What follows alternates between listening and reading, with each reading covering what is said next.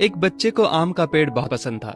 जब भी उसे फुर्सत मिलती वो उस पेड़ के पास पहुंच जाता, पेड़ के ऊपर चढ़ता, आम खाता, खेलता और थक जाने पर उसी की छाया में सो जाता।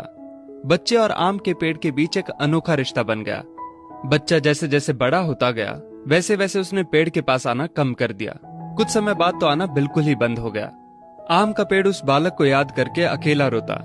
एक दिन अचानक पेड़ ने उस बच्चे को अपनी तरफ आते देखा और पास आने पर कहा, तू कहाँ चला गया था? मैं रोज तुम्हें याद किया करता था। चलो आज फिर से दोनों खेलते हैं। बच्चे ने आम के पेड़ से कहा, अब मेरी खेलने की उम्र नहीं है, मुझे पढ़ना है, लेकिन मेरे पास फीस भरने के पैसे नहीं हैं। पेड़ ने कहा, तू मेरे आम लेकर बाजार में बेच दे, इससे जो पैसे मिलेंगे उससे अपनी फीस भर देना। बच्चे ने आम के पेड़ से सारे आम तोड़ लिए और उन सब आमों को लेकर वहां से चला गया। उसके बाद वो फिर कभी दिखाई नहीं दिया।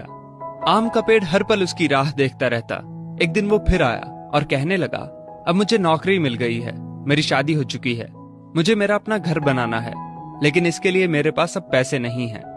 आम के पेड़ ने कहा, तू मेरी सभी डालियों को काट कर ले जा, उससे अपना घर बना ले। उस जवान लड़के ने पेड़ की सभी डालियां काट ली और लेकर चला गया।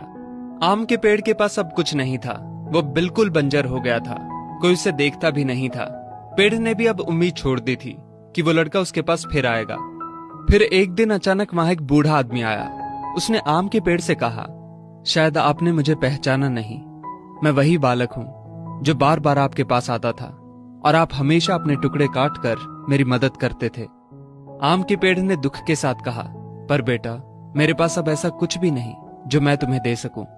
वृद्ध ने आंखों में आंसू लिए कहा, आज मैं आपसे कुछ लेने नहीं आया हूं, बल्कि मुझे आपके साथ जी भर के खेलना है, आपकी गोद में सिर रखकर सो जाना है।